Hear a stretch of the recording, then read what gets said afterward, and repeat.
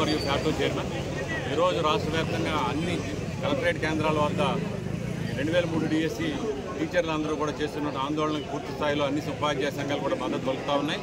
దీనికి ప్రధానమైన కారణం 2003లో డిఎస్సి నోటిఫికేషన్ ఇచ్చి వాళ్ళ యొక్క అడ్మినిస్ట్రేటివ్ కారణాలతో 2004లో వాళ్ళకి అపాయింట్మెంట్స్ ఇచ్చారు.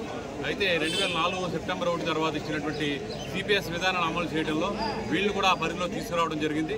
అయితే గత ప్రభుత్వంలోనే అనేక జాయింట్ స్టాఫ్ కౌన్సిల్ మీటింగ్లో నేను మాట్లాడినప్పుడు కూడా వాళ్ళు దీని మీద న్యాయం చేస్తామని చెప్పి 2 సమావేశాల్లో మాట్లాడి చివరికి వచ్చేసరికి వీళ్ళు కూడా జీపీఎస్ మేము మెరుగైంది అమలు చేస్తామని గత ప్రభుత్వం చెప్తాం. వాళ్ళ యొక్క కపట నాటకానికి దారితీశారు. దానికి అనుగుణంగానే గత ప్రభుత్వానికి బుద్ధి చెప్పి ఈ ప్రభుత్వాన్ని ఏర్పాటు చేయడంలో ఉపాధ్యాయ ఉద్యోగ రంగాలన్నీ కూడా ఏకతాటిపై నిలబడ్డాయి. ఈరోజు చూసినట్లయితే దేశంలో 16 రాష్ట్రాల్లో ఈ కొత్త పెన్షన్ స్కీమ్లో కాకుండా పాత పెన్షన్ స్కీమ్లోకే 2004 ఇచ్చిన మెమో నెంబర్ 57 అమలు చేస్తున్నటువంటి పరిస్థితి. కానీ ఈ రాష్ట్రంలో ఇంకా అమలు చేయడంలో మేనమేషాలు లెక్కించడంలో మేము కూడా ఇప్పుడు రోడ్ల మీద ఎక్కాం.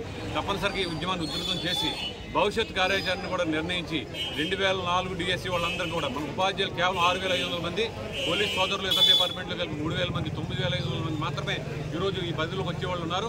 ఈ 9500 మందికి న్యాయం చేసే వరకు కూడా ఆంధ్రప్రదేశ్లో ఉద్యోగ ఉపాధ్యాయ సంఘాలు ఏకతాటిపై ఉండి ఈ 2004 వాళ్ళందరికీ కూడా పాత పెన్షన్ స్కీమ్ అమలు చేసే వరకు కూడా పోరాటం చేస్తామని చెప్పి దీని మీద హెచ్చరిస్తా ఉన్నాం.